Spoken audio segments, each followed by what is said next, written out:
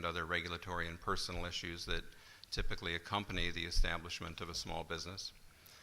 Students in our public interest advocacy clinic work remotely via an audiovisual connection, but real time, with experienced public interest lawyers in the United States on major social change initiatives and litigation there.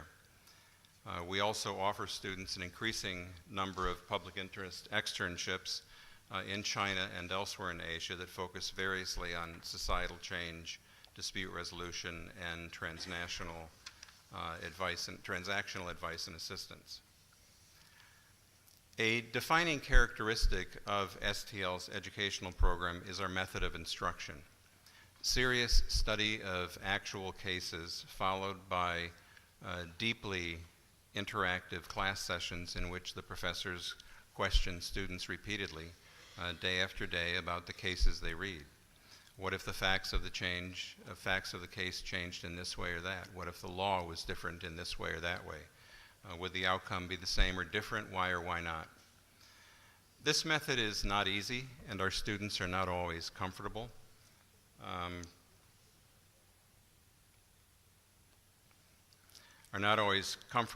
As professors challenge their reasoning and continually press them for new and different answers.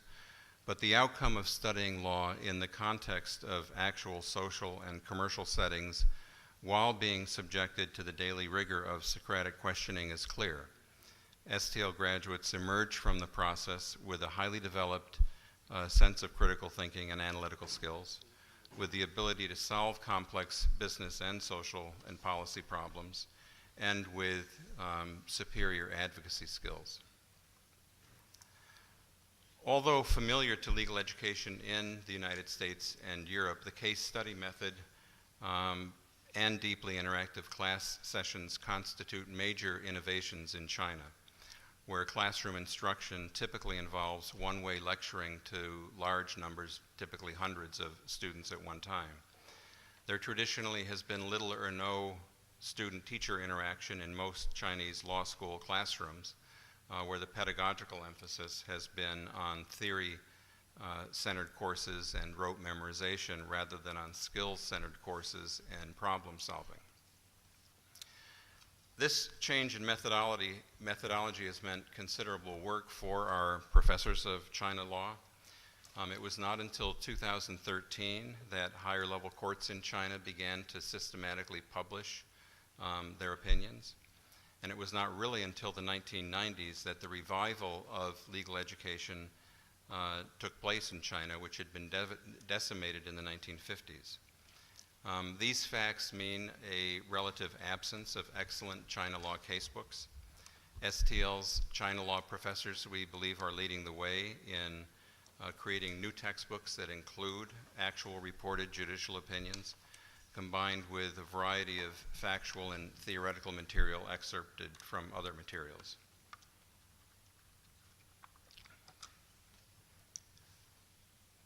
Here are a few student reactions to this method of instruction. I'll read one and show just the others. The study of law is something new and unfamiliar to me, unlike any schooling I've ever been through before.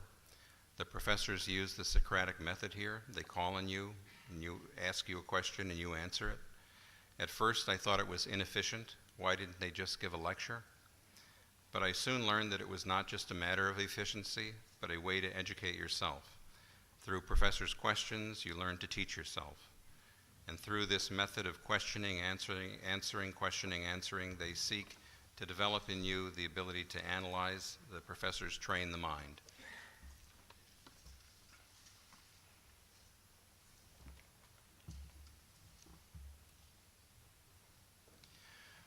We believe that STL's program of legal education equips graduates with the skills necessary to contend with and influence the rapidly changing legal environment in Shenzhen and the Pearl River Delta.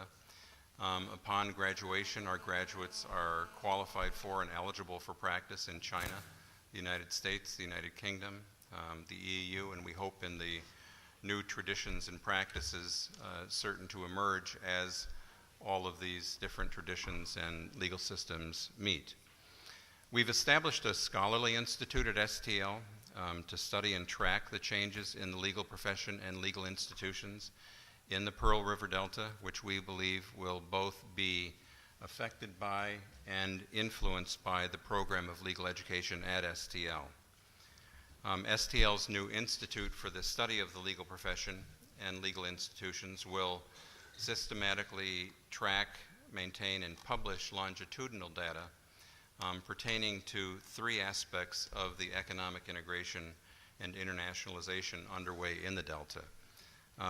First, it will study the forms of affiliation among regional law firms as the market for legal services serving the Delta increasingly merges and adapts to the unique blend of civil law, common law, and Chinese traditions characteristic of the region. Second, it will study the attributes of legal institutions that emerge to accommodate the different legal traditions characteristic of the region. And third, it will examine the role and impact of legal institutions in the ongoing economic integration and development of the region. The Institute is a joint effort of scholars from STL, Hong Kong University, the University of Chicago, Georgetown, and the University of California. We believe that these developments will foreshadow similar developments throughout China, and ultimately the increasing influence of China and Chinese traditions on legal services and legal institutions throughout the world. As Martin Jacques predicts in his epic study, When China Rules the World, with the rise of China, Western universalism will cease to be universal, and its values and outlooks will become steadily less influential. The West will be obliged to learn from and incorporate some of China's insights and features. A global Western-style rule of law is by no means proven. In a very real way, STL is founded on the assumption that the traditional worldwide dominance of Western law firms and Western legal traditions is destined to be displaced or at least profoundly affected by China's emergence as a global economic power. Of course, it's undeniable on the other side of that issue that cross-border legal services today are dominated by US and UK law firms, which have expanded globally to fill the gap that exists between the accelerated economic development in most emerging nations and locally available legal services. To illustrate, the United States has a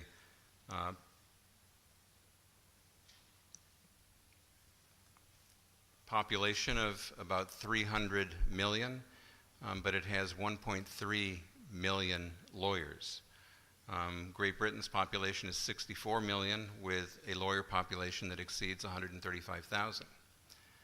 China's population is over 1.3 billion, but there are only today 230,000 Chinese lawyers, which incidentally is about more than twice as many as there were just 6 years ago, more than 12 times as many as there were in 1986, and over 1,000 times as many as there were in 1979. Indonesia has a population of 250 million, but only 22,000 lawyers. The same ratios are characteristic of local lawyer populations throughout most of South and Southeast Asia, most of Africa, and many South American nations. The demand for sophisticated legal services in emerging markets is enormous, and Western law and law firms have moved aggressively to supply the demand. The dominance of legal services has been facilitated by the fact that most non-Western nations also adopted the laws and codes of Western nations as they have modernized or as they were colonized. Germany's civil code is evident throughout the civil and commercial codes of China, Japan, Korea, and Taiwan. Dutch provisions prevail in Indonesia, South Africa, Sri Lanka. English common law prevails in India, Singapore, Bahrain, Kenya. And the codes of France, Belgium, and Portugal are similarly evident throughout the non-Western world.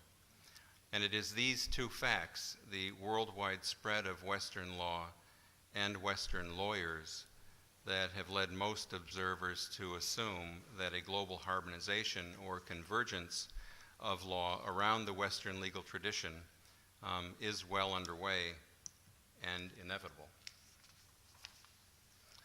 But there are significant countervailing trends as well, all of which suggest an emerging global receptivity to China's growing influence. For example, most non-Western nations actually have mixed legal traditions despite their adoption of continental or common law codes as official law. Strong customary and religious traditions in these nations remain highly influential.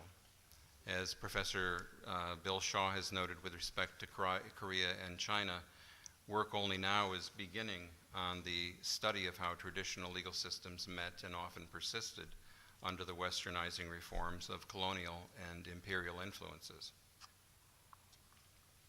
A worldwide convergence of law around the Western legal tradition also is questionable on other grounds.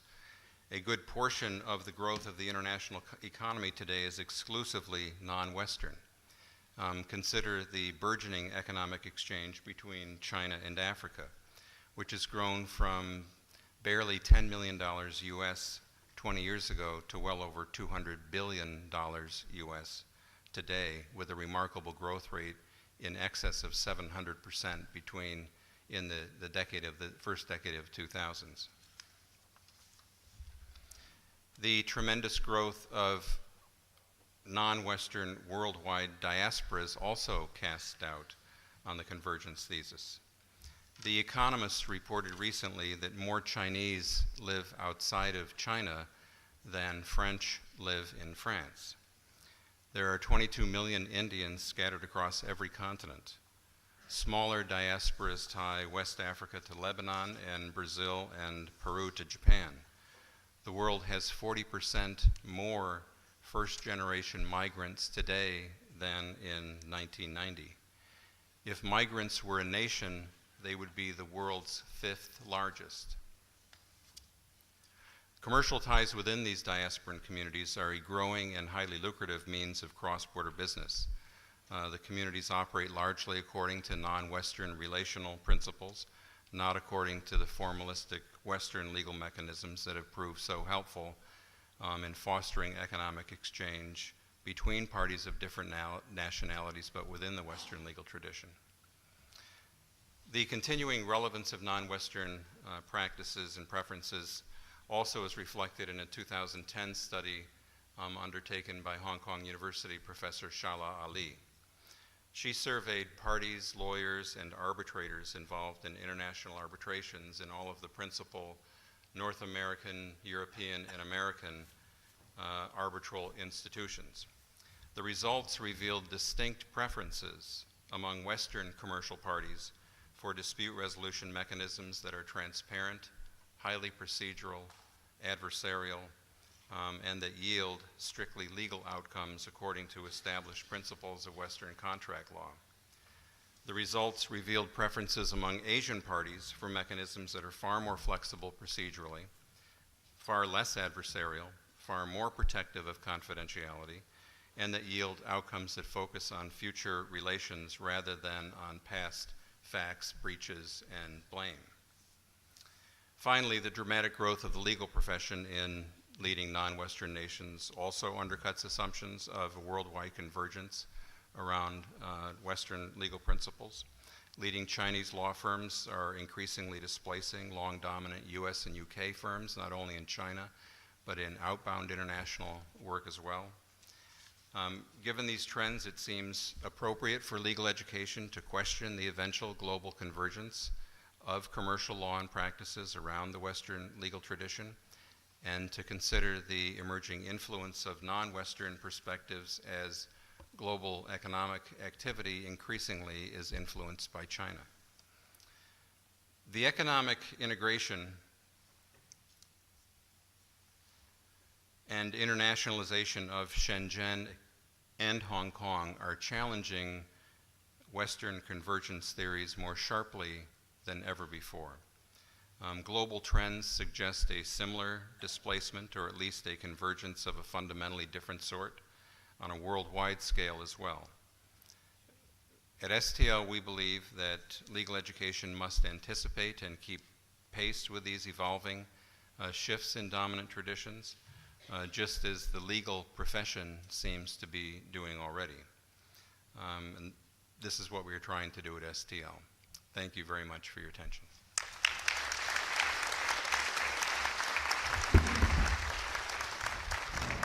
Thank you, Phil. Did you have anything to do with the buildings in Shenzhen? We're building Did you? a new building. No, did you have to plan them? Because he planned the building in Penn State Law School. Looks like a cruise ship. So I was wondering whether he had to do the same thing. Since we tried to expand Elfa, we've been to China, now it's Australia, Western Australia, and we have Professor Erika Tejera, who's going to talk to us about internationalization and research collaboration and Australian perspective, down under.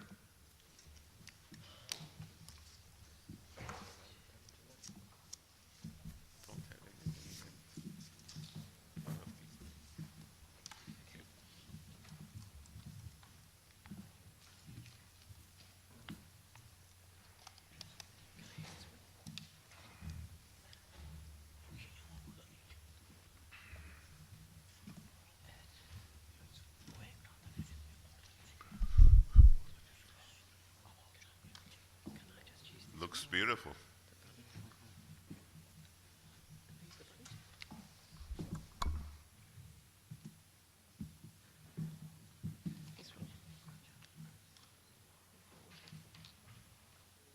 It's beautiful, but I can't make it move backwards or forwards. Which one?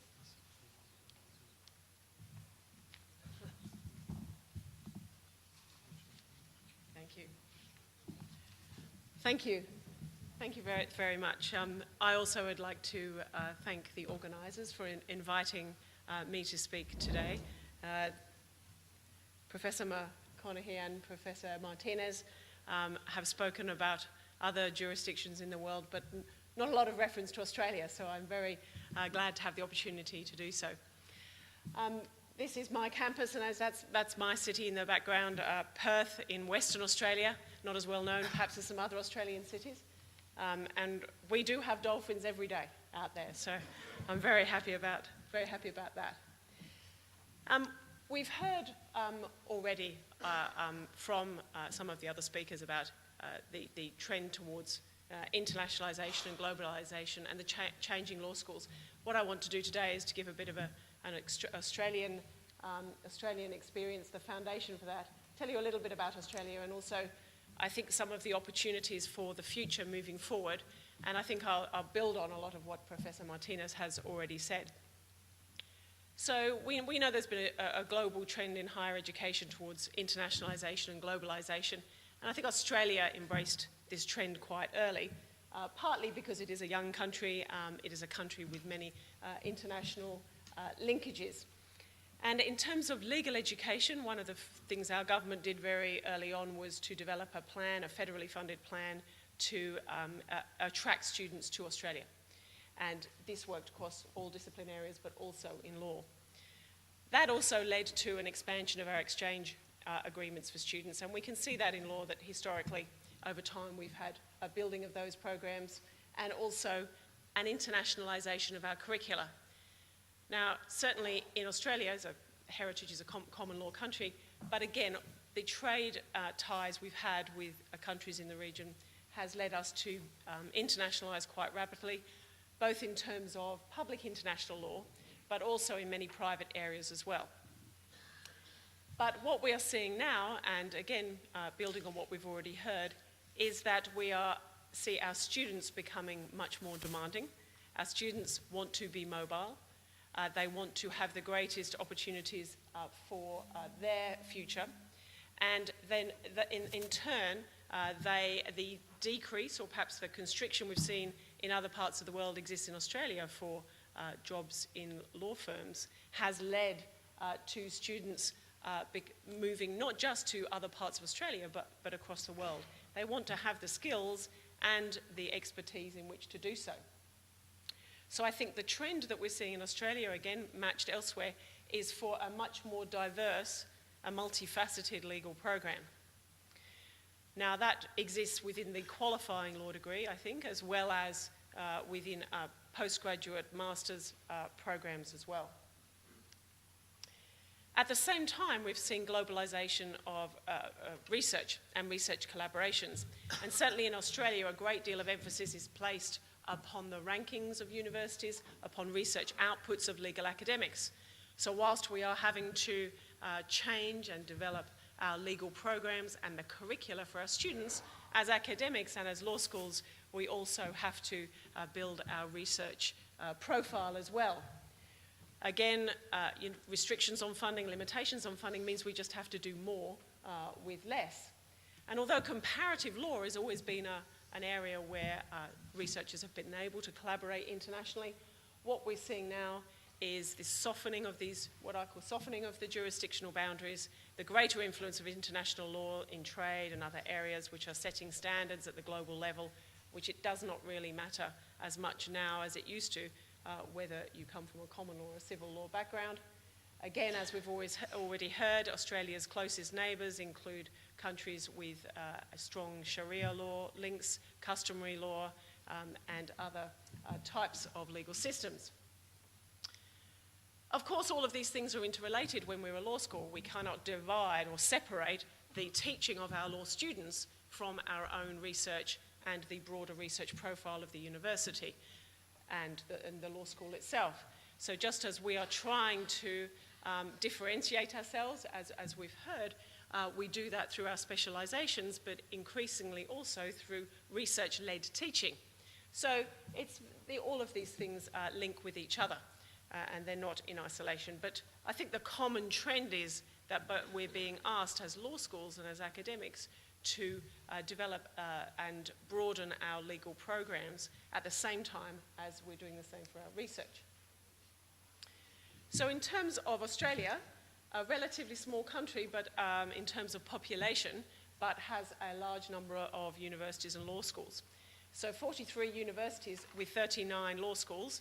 I think actually as of last week it's 40 law schools. So almost every university in Australia has a law school. The majority of those universities, the vast majority, are public institutions. We have relatively few private universities. We have 7 universities in the top 100, and there are various groupings of universities in Australia, and the most well-known one is the Group of 8, and the Group of 8 are considered to be the top research comprehensive universities in Australia. University of Western Australia is one of them, where I work. So 7 of those 8 universities are in the top 100 in the world.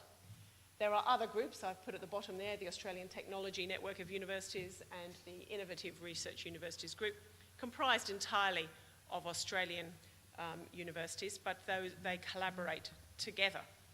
And I'll come back to those in a minute. Over a decade ago, Australia embarked on a regulatory framework which was more enhanced than it had been in the past. So just as we've heard already, we have the licensing authorities, the legal practice boards, we call them in Australia, who are to a great extent regulating the content of what we teach in our law programs. We have the federal government regulating the volume of learning in programs and the learning outcomes. And part of that agenda was driven by Europe. It was driven by the Bologna process and the levels of university quality frameworks in Australia. So we see differentiation between Cycle 1, Cycle 2 and Cycle 3 degrees. But what that framework has done is to create an environment of quality assurance for universities around the world wanting to partner with Australian universities. And that's not limited to law, because this framework applies to all disciplines as well as the legal one. In terms of law students, though, we have 34,000 students in Australia and 7,000 graduated last year, relatively high for a population of only 25 million people. We know that many of those students will work overseas. We know that many of them will immediately work overseas, and others will travel over time. At the same time, I think we have about 250,000 international students studying in Australia at any one time. Obviously not all in law, but a number of students coming into this country as well. In terms of the distribution across Australia, you can see by far most of the law schools are in the eastern states of Australia. Perth is the only city on the west coast, and there are 5 universities there. The University of Western Australia is by far the largest of those. On the east coast, you would be familiar probably with the Sydney University, the University of New South Wales, Melbourne University, Monash University, very large universities, as well as the Australian National University in Canberra. And these make up the group of 8. Our law degrees in Australia are changing over time. So historically, we've taken a great deal of influence from England, from the UK, in terms of a qualifying degree, which is a Bachelor of Laws. And for many years, we've had that LLB program, transitioned over time to be a double degree. So almost all programs were a Bachelor of Laws and a Bachelor of Arts or a Bachelor of Science. More recently, we've seen the development of the Juris Doctor in Australia. And my university is one of them that now only offers a Juris Doctor as the qualifying degree. And the JD is also offered at all the other GO8, the group of 8 universities, but in particular Melbourne University, like us, teaches only the JD. So this transnational merging of different legal approaches has also caused us to change the qualifications that we offer. We do have practical legal training as part of our requirement in Australia. Students cannot graduate straight from law school. They don't sit a bar exam as you do in the US, but they will have to undertake a short period of further study or practical experience in the workplace. Where we have seen a great deal of growth in the last few years is in the LLM space, the Master of Laws space. And I think that's an area where we will see increasingly that Australian universities not only develop new programs that are specialised, that do address some of the needs of the future, but also in which we partner with other universities overseas. And I'm going to talk a bit about that later on today. I wanted to put this slide up because we've seen a few maps today. This is how Australia sees itself, in the centre of the world. So for the rest of the world, you need to understand the way Australians think. We don't see ourselves, some of the maps don't even have Australia on them. In Australia, this is how we feel, and this is a really good map because it has travel times. And having travelled for 16 hours to get here, I know it can be quite a difficult route sometimes. Those travel times consistently go down. But if you look at the geographic placement of Australia, I think it's one of the things, not just for legal education, but business as well, where we have a geographic advantage. In the past, I think we've been seen as having a geographic disadvantage because of distance. But now I think we have a geographic advantage. My university on the west coast of Australia is in the same time zone as the whole of Southeast Asia. We're on the same time zone as Beijing, as Singapore, as Hong Kong, and other countries in the region. We have links across to Africa. It's relatively easy to get across to Africa. We have links across to South America. We've always had historic links to Europe and also to Canada and America. But what we're seeing now is our regional placement allows us to build and has built different links for the future. So, as I said, the approaches that we've taken over time has been to move from simple student recruitment of international students to Australia and exchange programs to much stronger bilateral arrangements. And that includes some arrangements with Europe, but a lot less in the legal field than we've seen in business. Business schools seem to have done extremely well in terms of setting up some of these bilateral arrangements. But I think the message here is that there is a firm foundation built through government linkages, EU-Australian linkages in particular, that make it a great deal of possibilities for the future. In terms of legal research in Australia, we have and have always had staff exchange and staff mobility funding. What we also see is a great deal of investment by the Australian Research Council, which is the premier research funding body in Australia. They provide funding for linkage projects, for research which engages with overseas partners, also for laureate fellows and laureate professors to visit in Australia for periods of time. I agree with what we've already heard, though, that government-centred funding is unlikely to increase in the near future, and so we need to look for other opportunities for funding. And I think there's considerably more that we could attract from industry. Again, perhaps a lesson we can learn from our fellow colleagues in business schools. We do see quite a history of interaction at the research centre level between Australia and Europe. There are 3 EU centres in Australia. All of them are in Melbourne for some reason I can't quite explain, but none of them involve law. Again, most of those are international relations politics based. There are equally 3 Australian study centres in Europe, but they do not have a strong legal focus either. What we have seen are a few examples, and they really are just a handful of examples of consortia that have been established to build greater links in the research space. We can see that the Centre for Transnational Legal Studies, for example, which involves US universities as well. There are some other university networks that Australia features in quite significantly, the World Universities Network and the Matariki Network. Again, they are groups of universities which allow research collaborations or other joint projects, including joint programs, to be established. But again, I would say I don't think that law schools have taken as much advantage of those as they could. So the theme of this conference is law schools at the crossroads, and I would say we are not at the crossroads in a more traditional or conventional sense, a crossroads where we must go left or right or forward or backwards. I assume because we're all here we want to move forwards, but I don't think we will need to or be able to make a choice whether to go left or right. I think we will have multiple paths in front of us, and we need to take all of those paths.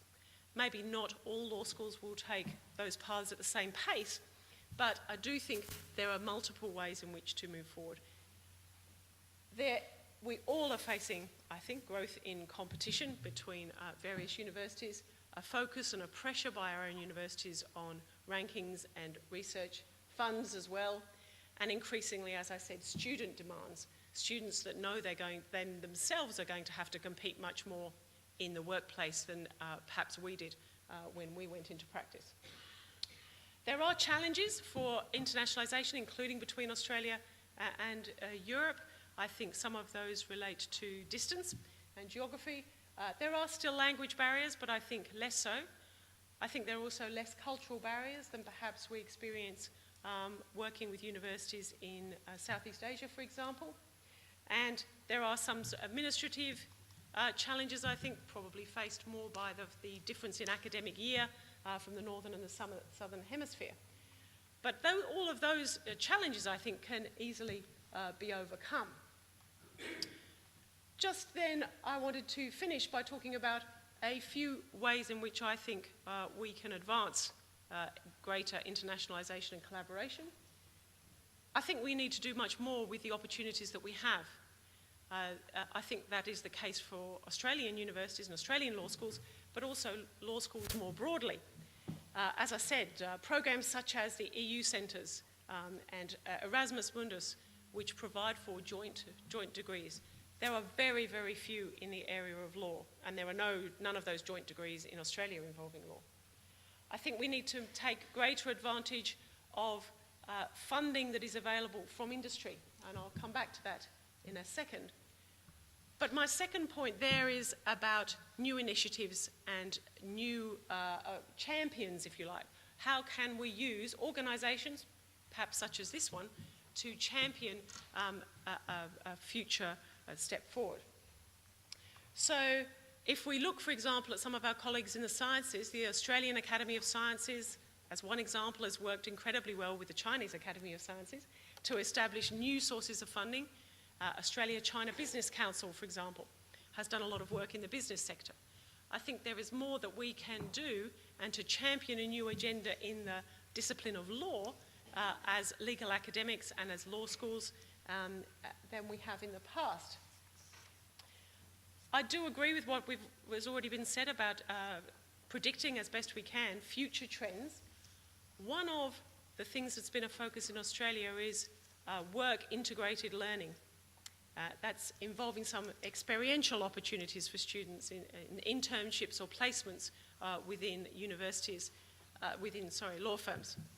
But I think we need to take a much bigger picture at what the industries are that our graduates will go into. Historically, it's been the legal profession, and that will continue to be the case, that many students will enter into legal practice. But increasingly, we are seeing students working for large corporations as in-house counsel. We are seeing law graduates perhaps coming in and out of the practice of law. So practicing law for a few years and maybe taking up a management position and maybe later going back into the practice of law. I think there are much greater opportunities to both develop courses which are relevant to industry and also to attract research funding that is led by industry or influenced strongly by industry. That will mean that the research projects that we do have a greater chance for a significant impact in those fields, but it will also mean that our graduates leave law school capable of entering into a range of different fields, not necessarily just the practice of law. One of the key messages I think that we in Australia are engaging with at the moment is interdisciplinarity. Historically, law has remained very siloed, separated from other disciplines. Perhaps the closest crossover we've had is with, or the greatest crossover we've had is with business schools, and in some cases with politics or international relations. But we are seeing now that our graduates are going to work in large teams, sometimes across borders, speaking in multiple languages, involving engineers, project managers, maybe accountants, financing specialists. And that our students, or our graduates from our law schools, need to have the skills to enable them to communicate and work well in those interdisciplinary teams. So I wanted to just leave you with a couple of examples. This is a centre, the International Mining for Development Centre, is a centre, a joint venture between the University of Queensland and the University of Western Australia. Western Australia has strong resources economy built on oil and gas exploration and hard rock mining. This is just a map. You obviously can't read it. You don't need to read it. These are the projects between Australia and the EU that are currently planned. Some are existing already, some are currently planned. But in many of those cases, we are working in a third country. So look at the picture, the projects currently underway between Australia and EU, working in Africa, working in Southeast Asia, working in South America and North America. This is, these are the linkages already where some of our graduates may go. And the reason I say that our graduates may go there is because this diagram was also shown to me at a conference the other day. These are all the areas where they say that future graduates, they're looking for future employees. The ones that I've put in bold there all involve law, but rarely are lawyers invited to be part of these projects. They end up being part of these projects when the clients get into trouble and they need lawyers. But before that, in terms of governance and negotiations and agreements. So I think if as law schools, we need to be aware that our students and our graduates are going to be working in these multidisciplinary projects where law is a definite element, but will only be one of a larger group of disciplines involved. So I think to conclude, Australia, the Australian perspective, over a number of years, we have built a strong foundation for quality in both our legal education and our research. There are a number of existing links and bilateral frameworks and cooperation arrangements between the EU and Australia, but the law schools have not taken as much advantage of those as other disciplines such as business. I agree with what one message Professor Martinez has already said is that we will, competition will force us to change. But the question is how we change. I don't think it's, as I said, there's no magic answer to that. There's no one thing that we can do. We need to remain relevant to our stakeholders, and our stakeholders don't just include our graduates or law firms. They include government, they include industry, they include the wider community as well.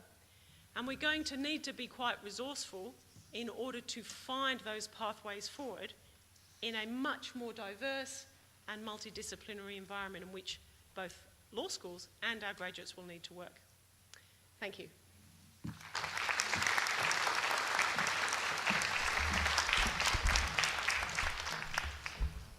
Thank you, Professor. Now, I wonder if Professor Barbara Pozzo is here. Yes, we apologize that your name was not in the list. We welcome your university, Università dell'Insubria. Many universities joined Elfa within the last year, which we will introduce tomorrow in the General Assembly meeting. But I understand there was no name tag for our friend there, so that's why we apologize.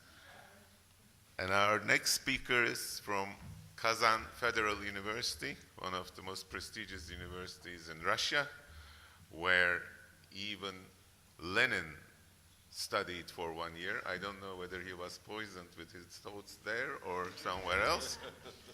Also Tolstoy and others. On the river Volga, it's a very nice institution. Therefore, we welcome the Dean, Tarkanov, and the colleagues, and the Vice Dean. He's going to talk to us about the Russian legal education.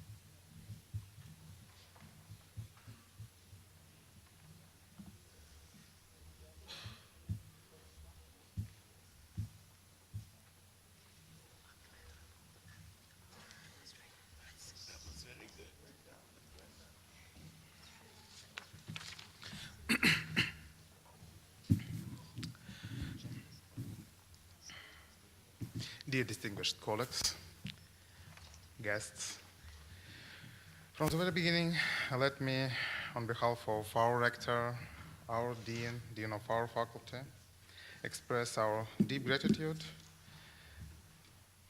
to Elfa, Board of Directors, Organizing Committee, and Dean Kabaliglu personally.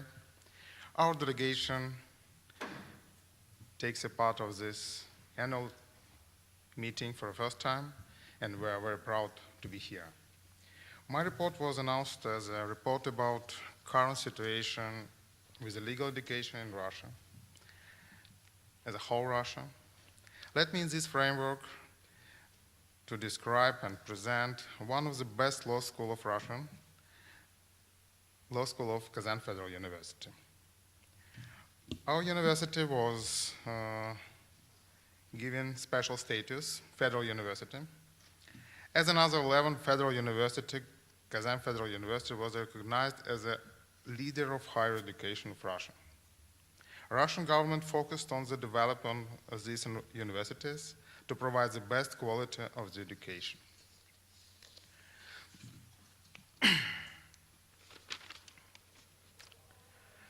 Some words about our understanding of significance of legal education. The higher education in the field of law is an important component of any national system for education. Modern civilized society needs highly qualified experts possessing of fundamental knowledges and necessary competence, good professional training.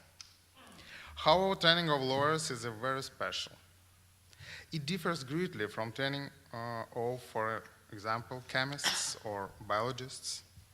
Legal education consists not only of profound knowledges in the field of lawmaking, judicial techniques, application of law.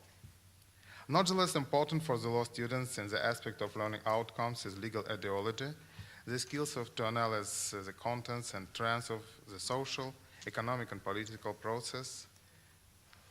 Intellectual abilities have to comply with the abilities to constructive and positive communications with many people. These are the inherent features of highly professional lawyer. The Law School of Kazan Federal University was established in 1804. The leading professors of the department were the well-known lawyers from Germany. Lectures and other classes in law for the first 12 students were in German and Latin. The invitation of German professors and the engagement of Russian lawyers after their advanced study in Germany for teaching in Kazan were justified by the fact that the legislation of Russian Empire was developing as a fragment of Roman and German legal system. Currently, the legal system of Russia is accounting its development in the same way.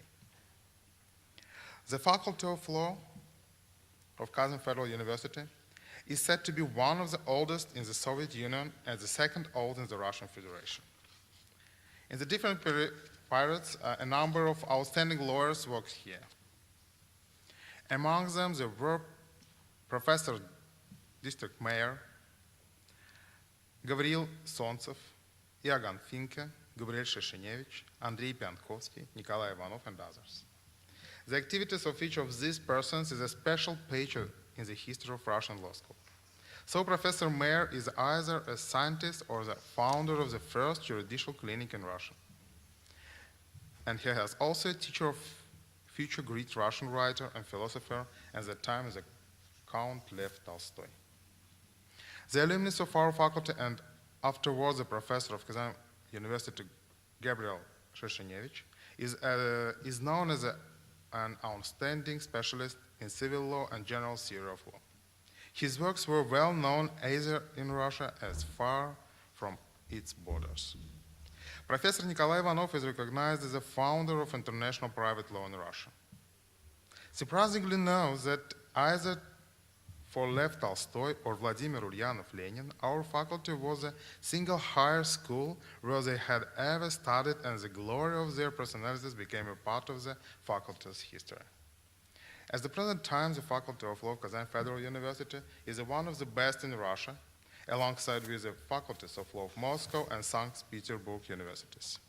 In its staff, there are 25 professors and associate professors, and 80 associate professors, 5 professors of the Department of International and European Law, and in fact, our Department of International and European Law is one of the best departments in Russian Federation. Neither of the other faculties of law in Russia has a specific school, such kind of school. The total number of students in the faculty nowadays is 3,000. They are organized by the Students' Council, that is student self-government. Teaching is exercised according to bachelor program, master program, postgraduate study program, and doctorate program. Let me use this chance and present our new master's program. This year, we have started 3 programs in English. These are the law of international trade and external activity, European law, international protection of human rights. The Faculty of Law has necessary modern facilities. It's situated in the center of the city, in the main building of the university. Students and the teachers attend the fundamental scientific library. Students' campus is one of the best in Russia. It is a former World University village. At the end of my speech, let me welcome all of Elfa members to Kazan. Our university always open for you. Thank you very much. Thank you for your attention.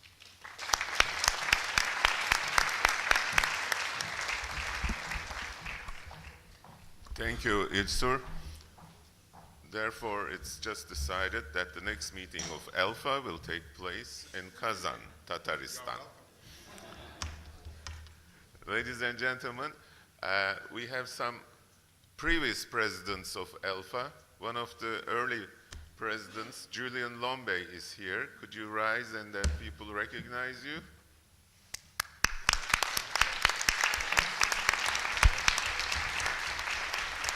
We have Manuel Bermeo from Madrid, Carlos III University, that organized an excellent annual meeting in Madrid. We have Jacek Petzel from Warsaw University. He is one of the important figures. We have Anne Klebes Pellissier from Strasbourg, who organized the General Assembly last year in Council of Europe building. Anybody else I'm missing? Any presidents? We have a lot of presidents here. And our members of the board, we have Senior Vice President, Mr. Gormley from Holland, a leading expert. Vera Kaldova from Brno, Czech Republic. If I see correctly, Marek from Warsaw. And we have Maria from Barcelona. And where is our Italian friend, Grazidia, Torino. And we have Professor Grazidia from Torino. I meet some professors who used to work with him. When I mention professor's name from Torino, they all respect all of the distinguished members of the board as really very well known, and we are very proud of them. I have to make a note that, as you see, the Minister of European Affairs, Mr. Bosker, didn't want his name to be put here, so I put to be confirmed. Since we have elections in less than 2 months' time, you can imagine that the politicians are busy, and the European Parliament seems to be taking resolutions which it has nothing to do with 100 years ago historical events, trying to act like a just judiciary or whatever. Even the Pope had retracted his statement saying that I didn't say anything bad, I just referred that some say so. So the minister apologizes that he said, I haven't promised, but you wrote my name, so it's my fault, it's not his fault, I have to point out. Today we also have a speaker from Canada, Mr. Greg Terapowski, who is going to talk to us about the trade law guide, since they have a new tool in international research. Please, sir.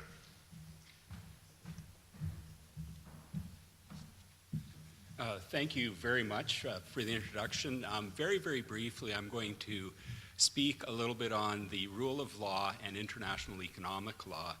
My name is Greg Terapowski. I'm a Canadian international trade lawyer. I've litigated before the WTO since the WTO started. I've also developed a new research tool for WTO law. It's called Trade Law Guide. I'm the editor of that database. And what I thought I would do is just to give you a very brief introduction as to why that database is there, why that's important, why WTO law is important to international economic law. We heard earlier today in some of the speeches about the importance of rule of law.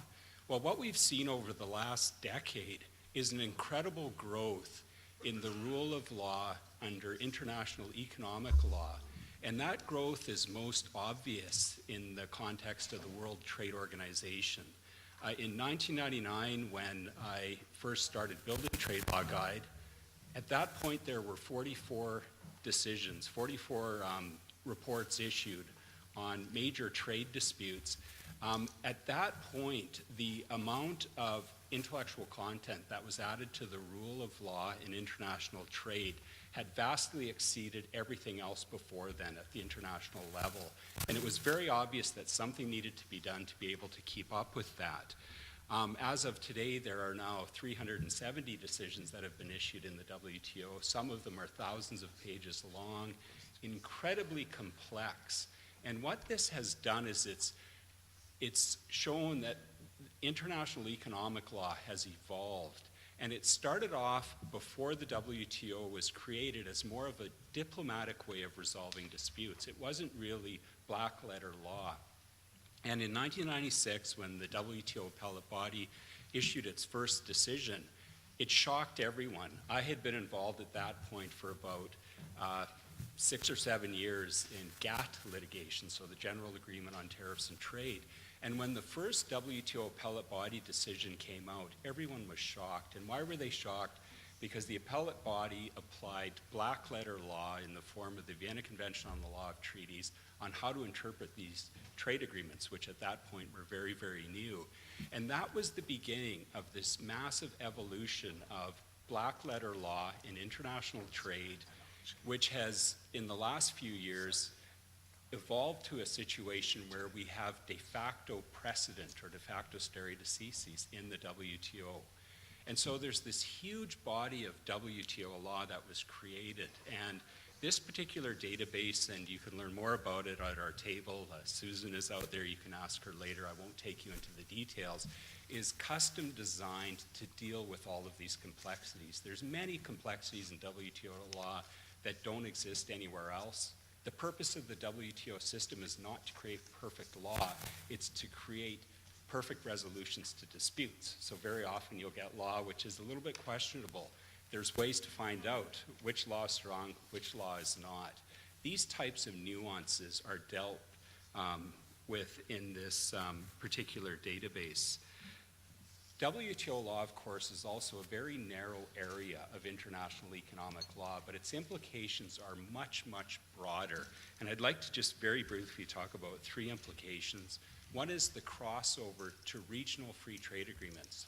One of the panels that's going to be heard later today is on the TTIP agreement between, or the proposed TTIP agreement between the United States and Europe.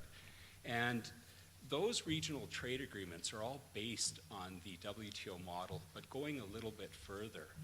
At the same time, the WTO law has remained very, very relevant and very important, and where we see this is in dispute settlement. Notwithstanding the proliferation of regional free trade agreements, almost every major trade dispute, actually almost every trade dispute period, is litigated in Geneva. And so we're now up to almost 500 trade disputes, I think it's 492 this morning, that have been initiated in Geneva to resolve these disputes. So WTO law has great application both within the WTO system as well as in these regional trade agreements. There's also a very important crossover with investment law. And we heard from Australia this morning, a professor from Australia. Well, Australia has a very interesting case going on right now about plain packaging for cigarettes. And some of you may be familiar with this particular dispute. But it's really interesting what's happening there, and that is that the dispute's being paired up on investor-state dispute settlement and in the WTO, and the cases are running parallel, and there's all sorts of reasons why this is done, both tactical and substantive. And so there's a really interesting example of where WTO law is relevant to investor-state law in the sense that you're taking two different approaches to resolving the same issue, and they're running in parallel. There's also a lot of crossover on substantive content from WTO law into investment cases. So investor-state arbitration tribunals have been citing WTO law almost since the beginning of the WTO. The final thing I wanted to just briefly raise on a crossover point is public international law and treaty interpretation. If anyone is involved in treaty interpretation, the best body of international law interpreting the Vienna Convention on the Law of Treaties and how it's applied is under the WTO. There have just been so many cases and so many different interpretative issues that have arisen. So WTO law is very important for many reasons. The database was built to reflect the importance of these, to make it very easy for you to use it. It's a brand new database design. It's the most modern relational database design out there. It actually got a patent attached to it. So it's a very interesting way to research WTO law. The WTO uses it. This is how the secretariats research their cases at both the panel and appellate body level. Most of the governments in the world are on it. A lot of universities, all the major law firms. So if you'd like to learn more, please talk to Susan. We have free trials. We have a phenomenal deal for all universities that we almost give it away because we want your students to use it. So when they go into government and they go into the law firms, they will continue to use it there. So thank you very much for your time, and it's a real pleasure to be here. And they have a basket of chocolates too, so if you're interested. Yes. Thank you. Now, I understand there will be some questions from the audience. We're supposed to have a microphone coming up. You can ask the panelists. And panelists could also comment on each other's submissions. Any questions? Yes. Professor Ulaş Gündüzler from Magosa, Eastern Mediterranean University, Turkish Republic of Northern Cyprus. Thank you very much for all the speakers. And I have a question for the President Mark Yeager. And he said the court will be limiting the number of pages the parties can provide to the court. And I am asking whether that wouldn't be the violation of right to the fair judgment. Thank you. The answer might be yes, from a theoretical point of view. But in reality, if you have good arguments, you should be able to put them in a limited number of pages.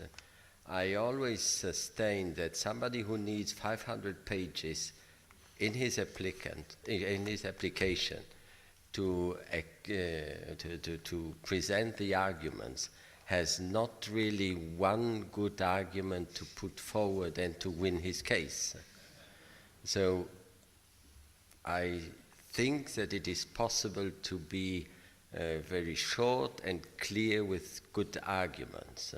Now, you can discuss on the limits, you put 20 or 50 or 100, but I mean, in other systems, the number of pages are limited.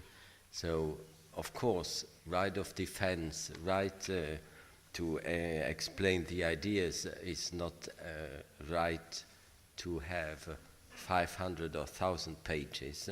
And by such an application, you also hinder the others to come up and to have the attention of the judges. Thank you very much. Please, introduce yourself. Kazan Federal University, Associate Professor Turina. I have a question to our colleague from Australia. We saw among the possibilities the stress on interdisciplinary approaches and interdisciplinary program. It is a problem that we also are eager to decide and to form the new programs both inside the university and together with our foreign colleagues. But I would like what you particularly would like to focus on. The interdisciplinary program may be the program where the lawyers of different areas participate, collaborate, for example, criminal law and international law, civil law, and, for example, ecological law. So it is the approach when the departments, different maybe departments, and the representatives of different disciplines are collaborating. Or it may be different areas, law and economy, law and geography, law and political science. And what do you think is of primary importance, for example, for international cooperation? Thank you. Thank you very much for that question. I think the answer is both of those areas. I think traditionally what we have done much better is to have different sub-disciplines within law work together. One of the degrees my university offers is a Masters of Commercial and Resources Law, which brings together natural resource, energy law subjects, as well as commercial subjects, trade and financing subjects. I think what I meant in my presentation a little bit more was between whole different areas. So to bring together business and law a little bit better, to bring together international relations and law, and at least in the area we work, in Western Australia, to bring together subjects which are less traditionally put together, like engineering and law. And we've done this internally and nationally within Australia. So, for example, we offer a double degree in a Master of International Relations and Master of International Law, 2 degrees. 2 degrees in 2 years. We also offer an MBA, LLM program in our university, and that is because one of the areas where the profession recognised there was weakness was in the ability of people they progress through the law firms and then become managing partners. But they have no management skills, they have no entrepreneurship skills. So to bring together business and law. The third part of that question is many of our degrees, we allow law and non-law graduates into them. And that's less common in Australia at the master's level. So if you don't want to practice law, but you may want to work as a manager, for example, in an accounting firm, you might come from an accounting background, but you need to understand some taxation law, but you don't want to practice as a lawyer. You can take a taxation program. You come from a taxation background, but we add the law. In answer to the last part of your question, what I think we need to do and what we could focus on is joint or double degrees across the continents in two areas. One, where we have areas of specialization that are similar. So for example, my university, we have a Centre for Mining, Energy, Natural Resources Law, and we teach those programs. But so do many other universities around the world, in Aberdeen, in Alberta, various places. So we can come together to offer specialist programs where my university doesn't have to teach US resources law. We teach Australian resources law, but we have students spend maybe 6 months in Australia, 6 months overseas.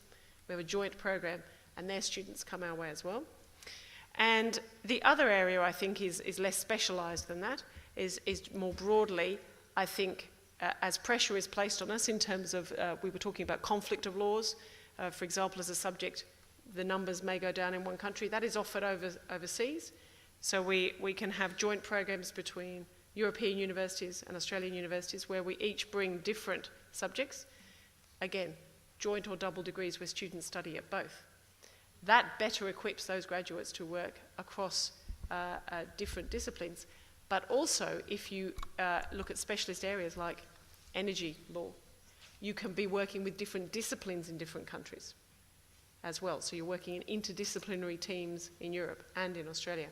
Again, better equips that graduate to work in a multinational corporation in the future. Thank you. Thank you very much. Before another question, I would like to have Mr. Okan Yağcı, Mustafa Okan Yağcı. He's the guy who sent millions of emails, posts, made an excellent organization. So I'm very grateful to him. There's a young lady up there, Beste, and other students. Beste, come down here. They're like angels of Yeditepe University. Excellent organization. Other students are here, Adem and the rest. Thank you very much. Yes, your question. Please introduce yourself. Thank you very much. I'm Sergey Belov from Russia, from St. Petersburg State From University. Russia, with love. Exactly. I have a question both to Professor Teixeira and to Professor McConaughey. So my question is about ranking. You mentioned in your presentation a ranking of law faculties. And so my question is how it now goes with ranking in Australia, ranking of law schools, and what are the criteria more about education or about researching, about publication, and the same question about China, how it goes currently now. Thank you. I think in Australia we don't have an independent ranking system in Australia. We tend to use world rankings, and the more it's a chicken and an egg situation. The universities that are most highly ranked by the world ranking of universities, the ARWU, that's the ranking most of the top law schools and the top universities in Australia use. It doesn't have a separate criteria for law schools. The only ranking system that really separates out law schools is the QS ranking system. But of course, they're very different. The ARWU looks at research and metrics, whereas the QS ranking goes more on surveys. So there's a balance, if you like, there.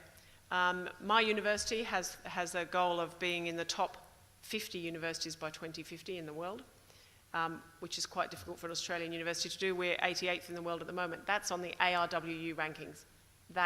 And that's really the focus. And so it's very metrics-based. It looks both at where your graduates go and your teaching rankings, but more primarily on research. which is why there is a focus on all legal academics within law schools maintaining their research outputs, as well as developing wonderful new criteria and new curricula. In China, there's not a domestic ranking system per se, although the government, in an effort to elevate universities generally, nationally, in terms of quality, allocates funding on a differential basis depending on the position of the university. There's a group of 8, for example, that includes Peking University, Tsinghua, and a couple others that get a disproportionate amount of government funding. Then there's another group after that and a larger group after that. So indirectly, domestically, that is a statement that those universities are not only seen as kind of an elite group, but they will continue to be supported disproportionately because of that status. So it's going to be a self-perpetuating sort of action. Otherwise, we look to rankings like everybody else does, the international rankings. Thank you. Sure. Sorry, I should also have added, there is the equivalent of your REF type of ranking in Australia. There's the ERA ranking, the Excellence in Research Australia. But again, that does not go beyond the borders of Australia. So there is a ranking of 0 to 5 within Australia. But I think that's less well known externally, and it doesn't align directly with the ARWU, but it does correspond with the, very similar to the UK system. Thanks. Thank you. There is also another guy, Batuhan Birtane. I think he's sitting over there if my eyes are not. Stand up.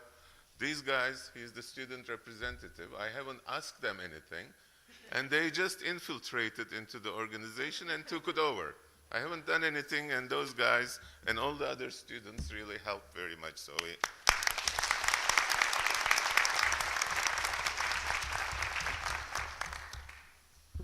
questions? Yes, please. The microphone to the... Bravo, Veste. Veste is always on control. I'm Maria Teresa from Lisbon. I am the Dean of the Law School of Nova Lisbon University. And I have been listening to you attentively. It was a very stimulating and interesting panel, so my congratulations to all of you to start with. My question is particularly addressed to Professor Philip McConaughey. We've heard about, the connection between law and happiness at the beginning. Then you and also Professor Martinez somehow questioned, and rightly so, I would say, this idea that some of us still have, that the rule of law is something from the West, and that our parameters of when we think about the rule of law may carry this idea that the West, whatever that is, would be influencing the rest of the world. Now, my question is how far this new state of things and how far these new perspectives coming from China and other places will make us reconceptualize not just the idea, but also the research and teaching on the rule of law. I hope this question makes sense to you. Those who are leaving, please note that there will be a family photo session in front of the building, 1 o'clock. So you will not be in the photo if you leave. That's how I keep students and also the audience. Your question makes perfect sense, and I'm afraid I don't have a good answer. The jury is out, so to speak, on whether there will be convergence around what Westerners understand as the rule of law, or whether there will be differences. I mean, probably the single greatest obstacle to China achieving a rule of law that we know in Europe or the United States is the absence of an independent judiciary. And I don't know whether that will occur in my lifetime or not.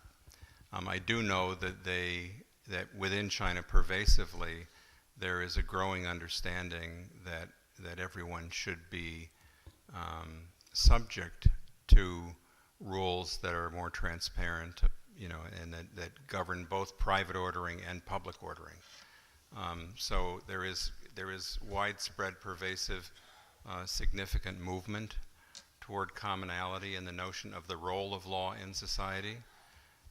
Whether it will ever approximate rule of law in Western conventions, it's very difficult to answer. I also have not a very good answer, but one that overlaps a little bit with Professor McConaughey's answer, and that is, in this increasingly globalized world, pardon my bias, I'm a commercial law teacher, and so that's my perspective. But it occurs to me that financial services in particular have to have a commonality, easy translation across borders. And this includes banking, securities, and insurance law. And my guess is that there will be very real pressure in each of these areas to adopt common standards, and I think along with them will come a rule of law, actually almost like the tail wagging the dog, but I think that pressure will come. I think the professor has noticed that you don't need a microphone here because acoustics is so well that when you speak from that corner, not speak, but whisper, somebody on this hand can hear you. And the whole construction of this university was completed in 11 months, including planning, construction, 24 hours work, and it's a model of a Turkish university 1,200 years ago in Central Asia, Turkestan, in Samarkand. So it's a Selçuk architectural style, and of course, Mr. Dalan being an electrical engineer, he was supervising all that, and he's also very proud with the acoustics of this place. One more question. Yes, sir. Here, microphone, please. Beste is running all the time. Thank you, Mr. President. My name is Vincenzo Pacillo, coming from the University of Modena, Italy. One question to Professor McConaughey is strictly linked to the question of the colleague. Do you think there is room in China for the study of the human rights law? And do you think to develop the study of human rights law in your institution? What was the second part? Could you repeat the second question, please? Do you think there is room in China for the study of human rights law? And do you think to improve the study of human rights law in your institution is something that is in agenda for the next years? Yeah. We do teach human rights law in a very conventional way that it's taught in the European Union law schools and in American law schools. Probably the dispensation we have as a very unique law school in China is that we respect almost the physical boundaries of our academic environment when it comes to complete freedom of academic freedom in terms of what we write, what we say in the classrooms, etc. We have never in 8 years had any interference in that respect. And we also are able to have guests come in who are noted human rights advocates, etc., to speak. So in terms of the classroom content, great. Whether any of us could go out on the street corner and say the same thing, that's the line we kind of draw. I think that China feels very proud of the advances it's made in what you might categorize as social human rights, even though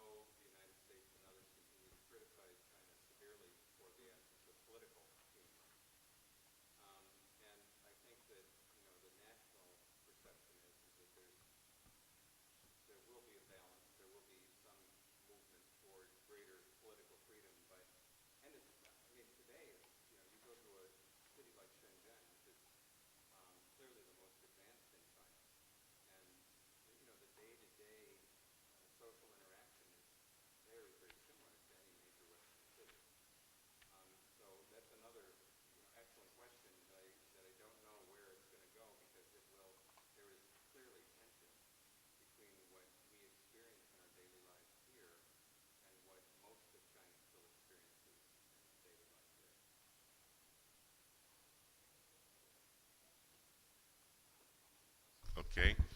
Ladies and gentlemen, this afternoon we have panel discussions. We call them parallel sessions, but there's a debate in Turkey, parallel state or not, but that's another issue. The first panel discussion will be in the blue room, which is upstairs, 5th floor. When you go stairs, there are glass stairs and they're bouncing. So don't be panicked. They're supposed to be bounced in order to be safe. And the panel is Challenges for Lawyers with the Transatlantic Trade and Investment Partnership Treaty, that is TTIP.